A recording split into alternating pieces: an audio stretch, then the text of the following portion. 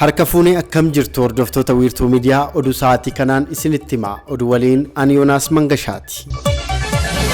Mootummaan hidhattoota waraana bilisummaa Oromoo fi faannoo waliin itti fufiinsaan mari'achaa jiraachuu Ministeerri Muummee Dr. Abiy Ahmad dubbatan. Ministeerri Muummee riifoormii dinagdee torban kana hojiirra ooluu eegale milkeessuuf nageenya mirkaneessuun akka barbaachisu eeruudhaan mootummaan hidhattoota Oromiyaa fi naannoo Amaaraa keessa socho'an waliin itti fufiinsaan marii gaggeessaa jiraachuu dubbatan. Riifoormichi biyyattiif tarkaanfii murtaa'aa ta'uu kan dubbatan Ministeerri Muummee murteen kun akka kiniinii addaatti liqimsuuf ni ulfaata jedhan. Garuu rakkoo dinagdee keenya irraa fayyuun baay'ee barbaachisaadhaas jedhan. Mootummaan gatii birrii cabsuun sharafa alaa fi fedhii gabaan akka murtaa'u yoo ifa godhu ogeeyyiin miidiyaalee garaagaraa irratti nageenyi yoo jiraate malee jijjiirama fiduun akka rakkisu himanii turan. Itoophiyaan waraana kaaba biyyattii ture irraa bayyanataa jirtus rakkoo naannoo Oromiyaaf Amaaraatti walitti bu'iinsi itti fufuun nageenya biyyaa akkasumas jiruuf jireenya hawaasichaa qoraa jira. Waa'ee maammata haaraa hojiirra oolaa jiru irratti haasaa kan taasisan Ministeerri Muummee mootummaan federaalaa hidhattoota naannoo Oromiyaa fi naannoo Amaaraa keessa socho'an waliin itti fufiinsaan marii gaggeessaa akka jiru dubbatanii hanga yoonaa hin ibsine har'a akka beektan hin barbaada. Naannoo Amaaraa keessa kan socho'an waliin marii erga eegallee oollee bulleerraa jedhaniiru. Ministeerri Muummee hidhattoota waraana bilisummaa Oromoo naannoo Oromiyaa keessa socho'an waliinis garaagartee jiru mariidhaan furuuf mootummaan carraaqii gochaa jira jedhan.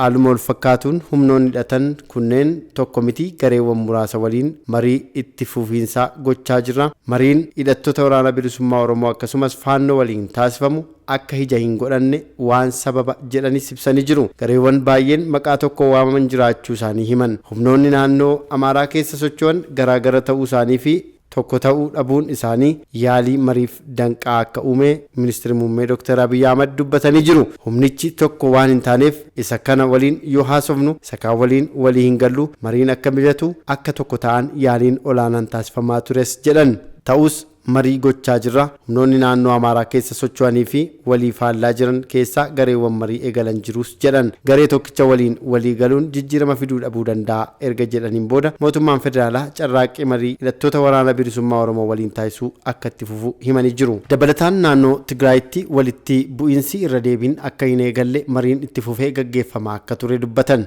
Akka Ministeerri Muummee jedhanitti ji'oota 2-3 darban tuttuqqaan yoo xinnaate 5 gadi hin taane mootummaa federaalaa walitti bu'iinsatti geessu humnoota Tigraayin raawwatameera. Gara hin taanetti waan geessuuf hin barbaachisu jennee irra deebiin mari'annee humnoota Tigraay waliin akka dhimmichi sirratti taasifneerraa jedhan. Baatiiwwan 3 darban walitti bu'iinsatti akka hin seenne mariin si'a 10 ol taasifamuu dubbatanii jiru. Dhaabbileen daldalaa 700 ol sababa gahaa malee gatii dabalan saamsamuun isaanii ibsame. Maammanni bulchiinsa sharafa alaa haaraa hojiirra ooluu hordofee dhaabbileen daldalaa sababa gahaa tokko malee gatii dabalanii fi oomisha kuusanii argaman 711 saamsamuu Ministeerri Daldalaa fi walitti hidhamiinsa naannawaa beekse. Ministeera Daldalaa fi walitti hidhamiinsa naannawaa Kaasahuun Gooffee karaa miidiyaa hawaasummaa isaaniin akka beeksanitti tarkaanfii dhaabbilee daldalaa irratti fudhatame dabalataan daldaltoonni 33 seeratti akka dhiyaatan taasifamuu ibsan. Kana malees dhaabbilee 1257 irratti immoo of eeggannoo barreeffamaa kennamuu himanii jiru. Haaluma wal fakkaatuun sadarkaa magaalaa Finfinneetti dhaabbileen daldalaa 70 ol meeshaalee irratti gatii hin mallee fi yeroo isaa hin eegne dabalan akkasumas kuusan irratti tarkaanfii fudhatamu biiroon daldalaa magaalaa Finfinnee beeksisuun isaanii yaadatama. Shirrii sirna daldalaa keessatti hojjetaman seera darbuu itti gaafatamummaa bulchiinsaa fi yakka kan geessisan ta'uun ibsamee jira. Ministeerri Muummee Dr. Abiy Ahmad marii kaleessa qaamolee qooda fudhattootaa waliin taasisaniin jijjiirama dinagdee gooroo irraa keessa osoo hin ta'in gadi fageenyaan ilaaluun akka barbaachisu himan. Milkaa'inni jijjiiramoota tumsa qaamolee qooda fudhattootaa irratti akka hundaa'u fi kun ammoo walta'uun oomishtummaa daldala alaa fi galii guddisuu jechuu akka ta'e dubbataniiru. Qaamoleen seera raawwachiisan daldaltoota hojii jijjiiramaa karaa seeraan ala fayyadamuu barbaadanitti tarkaanfii akka fudhatan itti gaafatamni kennamuu isaa simanii jiru. Sochii daldalaa waliigalaa badiiwwan kana keessatti raawwatamaniif itti gaafatama jirus himaniiru. Shirri sirna daldalaa keessatti raawwataman yakkaan kan nama gaafachiisanii fi meeshaalee gurgurtaa dhoksuun kuusuu fi gara dabarsuun dambii cabsuu akka ta'es himanii jiru. Labsiin eegumsa shamattootaa ifatti kan dhorku waan ta'eef kanneen kana irratti hirmaatanii argaman gurgurtaa waggaarraa harka 5 amma 10 akka adabaman akkasumas hidhaa cimaa waggaa 5 akka adabaman adabsiisus ibsanii jiru. Qaala'insi jireenyaa akka uumamu akkasumas qaala'insa gatii nam-tolchee dabaluunis seeraan akka nama gaafachiisu ogeessonni seeraa himanii jiru. Daldalaa kan hin taane hojii kana irratti yoo hirmaatan adabbii maallaqaa birrii 50,000 fi hidhaa cimaa waggaa 5 gahuun akka adabsiisus kaasanii jiru. Kanaaf hawaasni daldalaa fi shamartoonnis taanaan seera daldalaa hubachuudhaan mirgaaf dirqama isaanii beekuu akka qaban dhaamaniiru. Milkaa'insaaf hubannoo walirraa hin cinne kennuun murteessaa ta'uu eeranii naamusaa cimaadhaan seera kana hubachuudhaan hojjechuun barbaachisaa ta'uu dhaaman. Gabaan tasgabbaa'ee fi guddina dinagdee akka dhufu mootummaan seera kabachiisuu qabasi jedhanii jiru. Fooyyessaa dinagdee gooroo mootummaan dhiyeenya ifoomsee hordofuudhaan rakkoo bulchiinsa gaarii fi alseerummaa qorachuuf to'annaan akka taasifamu mootummaan ibsuun isaanii yaadatama.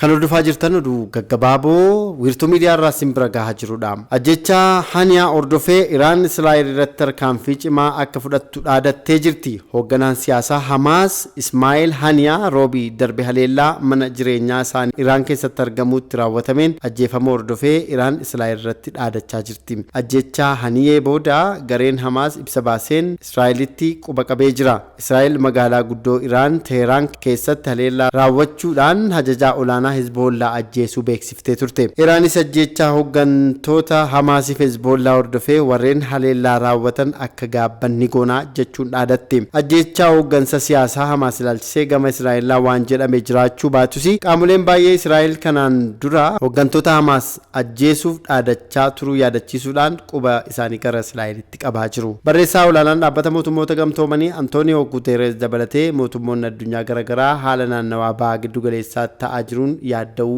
ibsaa jiru. Mootummoonni Ameerikaa fi Yuunaayitid Kiingdam lammiileen isaanii gara Libaanos akka hin imalle kan hubachiisan yoo ta'u, daandiiwwan qilleensaa biyyoota hedduu balaliin gara Libaanos taasisan addaan kutuu isaaniiti miidiyaalee wabeeffachuun Addis Istaandaardi kan barreesse.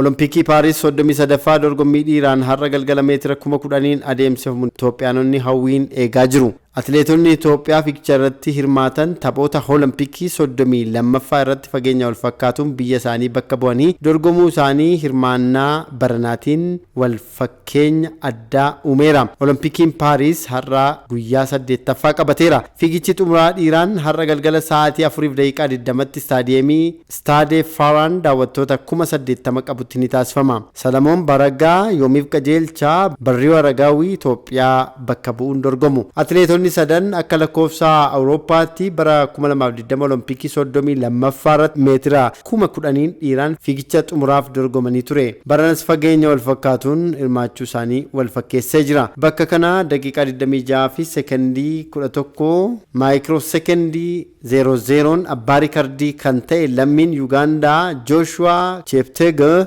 atileetota dorgommii kana mo'atu jedhamanii eegaman keessaati. Atileetiin kun fiigicha meetira 5,000 abbaa riikardii addunyaati.